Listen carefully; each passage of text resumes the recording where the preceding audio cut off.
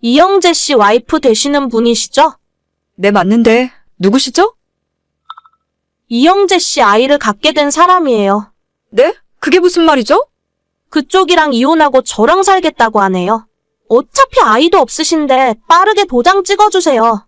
알겠어요. 일단 갈 때는 가더라도 받을 건 다 받고 가야겠네요.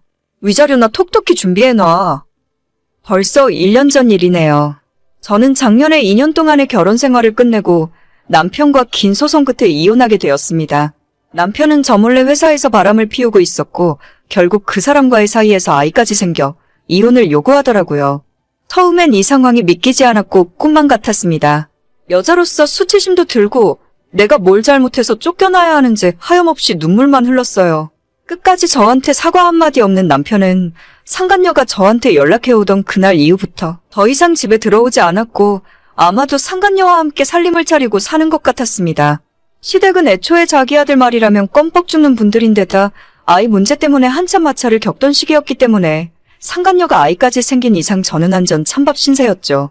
처음에는 창피해서 친정의 말도 제대로 못했는데 일주일 가까이 지나서 어렵사리 친정엄마에게 이야기를 꺼냈더니 너 지금 거기서 뭐하고 있냐고 당장 정리하고 들어오라고 하셔서 바로 이혼 절차를 진행하게 되었습니다.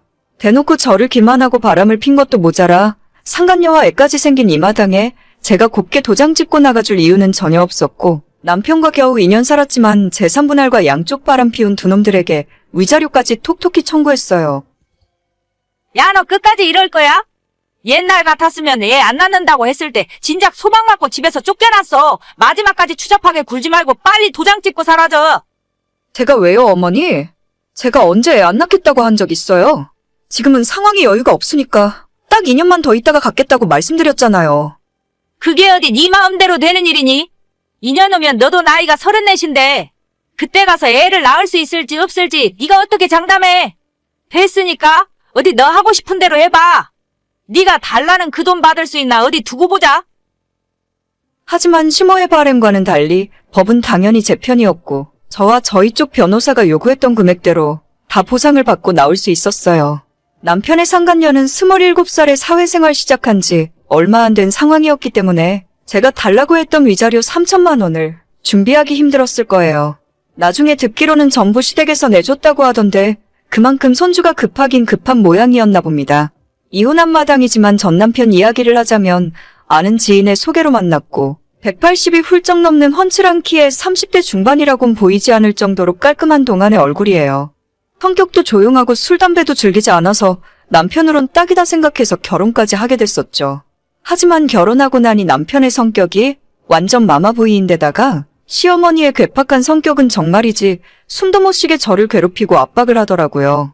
시모는 완전 생각 자체가 옛날 분이라서 며느리는 이 집안의 종이라고 생각하시는 분이고 시어머니 말씀은 하늘이고 저는 남편과 시댁에 납작 엎드려야 하는 사람이라고 하셨습니다. 그런 집안에서 유일한 아들로 온 식구들의 관심을 독차지하면서 자랐던 남편은 모든 주변 사람들이 자기한테 잘해주는 것을 당연하게 여기고 고마워할 줄도 모르는 사람이었죠.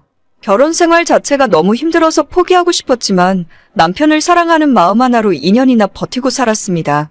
참고로 그 와중에 6개월 정도는 시어머니가 교통사고를 당하셔서 허리랑 다리를 수술하시는 바람에 제가 그 병수발까지 다 들었어요. 물론 저는 전업주부도 아니었고 회사 다닐 거 다 다니면서 제 시간 쪼개서 시어머니 병원을 오가며 수발을 들었습니다.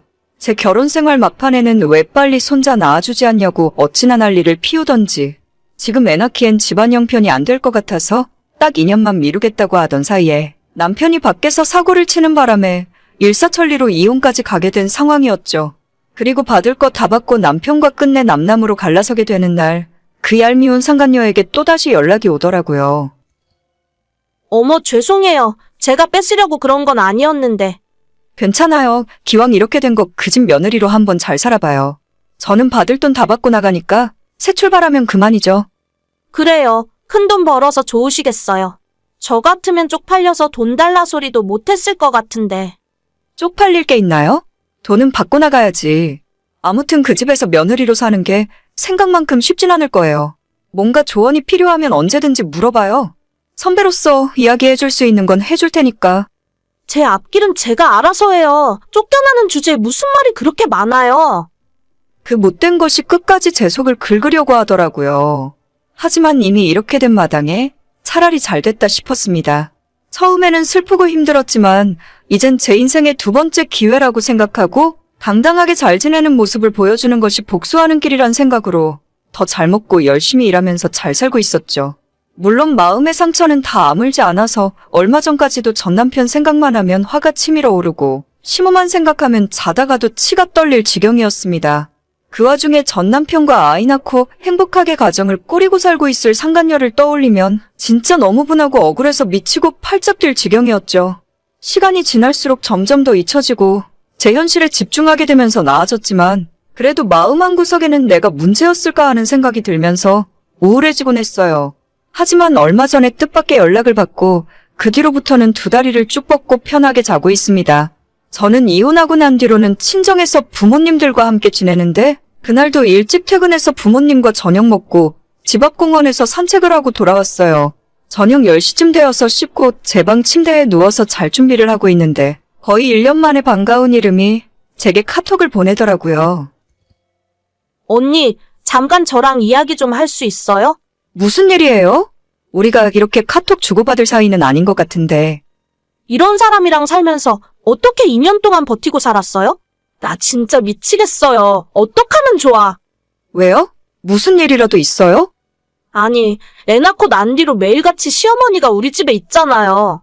아침부터 저녁까지 하나하나 잔소리하고 힘들어 죽겠는데 그 와중에 새벽에 일어나서 남편 아침밥 해주라 하고 시댁에 뭔 일이 있을 때마다 불러서 일 시키는데 나 진짜 이러다 미치겠어요. 내가 그때 경고했잖아요. 그 집안 며느리 생활 쉽지 않을 거라고. 진짜 이 정도일 줄은 저도 몰랐죠. 남편은 자기 엄마 말이라면 무조건 맞는 말이라 하고 저는 이 집안에서 숨도 제대로 못 쉬고 살아요. 애가 아직 돌도 안 지났는데 이혼할 수도 없고 진짜 어쩌면 좋아요. 그쪽이 선택한 길이니까 한번 잘해봐요. 혹시 알아요? 살다 보면 적응해서 즐기면서 살게 될지. 언니가 그냥 이 집에 다시 들어와서 살면 안 돼요. 나 진짜 미치겠어. 어쩌면 좋아. 전 남편도 아니라 상간녀에게 다시 연락을 받을 줄은 꿈에도 몰랐습니다. 연락 끊고 난 뒤에 침대에 가만 누워서 생각을 해봤는데 기분이 나쁘다기보다는 너무 웃기고 통쾌한 기분이 계속 들더라고요. 지옥 불구덩이에 자기 발로 걸어 들어오는 줄도 모르고 끝까지 기고만장해서 저를 놀리던 그 모습과 1년 후에 지금의 모습이 비교되면서 더 즐거웠습니다. 저는 그 집안에서 더 더럽고 험한 꼴까지 다 보고 이혼했어요. 2년 동안 시집살이 당할 만큼 당하고 시모수발 남편 수발 다 들면서도 제 몫의 일을 해야 했기 때문에 사회생활하며 돈까지 벌어와야 했었죠. 하지만 지금 그 상간녀는 결혼하고 난 뒤로는 애 낳고 집에서 살림하고 있다 하거든요. 그러면 아직 매운맛을 제대로 보기도 전이라 생각합니다. 저야 애라도 없었으니 빨리 탈출이라도 할 수 있었지. 걔는 갓난아이를 두고서 지가 어떻게 할 수 있겠어요? 가만히 생각해보니 이제는 상간녀에 대한 원망보다는 불쌍하고 측은한 마음이 더 들면서 자기가 뿌린 대로 거둔다는 말이 딱 생각나더라고요. 그쪽 시어머니 성격에 절대 가만 안 놔두고 아침부터 저녁까지 들들 볶을 텐데 애를 봐서라도 마냥 참고 살아야지 이제 와서 다른 방법이 있는 것도 아니잖아요. 남편은 제가 살아봐서 아는데 절대 시어머니 사이에서 아내 편을 들어줄 놈이 아닙니다. 오히려 자기 엄마 말이 맞다면서 더 염장을 지르는 타입이죠. 오죽했으면 이혼한 전 와이프한테 카톡까지 보냈을까 싶은 마음이지만 안타깝게도 제가 도와줄 수 있는 건 전혀 없는 것 같네요. 그때 상간녀가 아이를 갖지 않았다면 지금까지도 저는 남편이 바람피는 줄도 모르고 그 집에서 욕먹어가며 며느리 노릇하고 있지 않았을까요? 평생 비슷비슷한 놈들끼리 얼굴 붉히면서 지지고 볶고 행복하게 살았으면 좋겠어요. 저도 이제는 두 발 쭉 뻗고 사이다를 마신 기분으로 살아갈 수 있을 것 같습니다.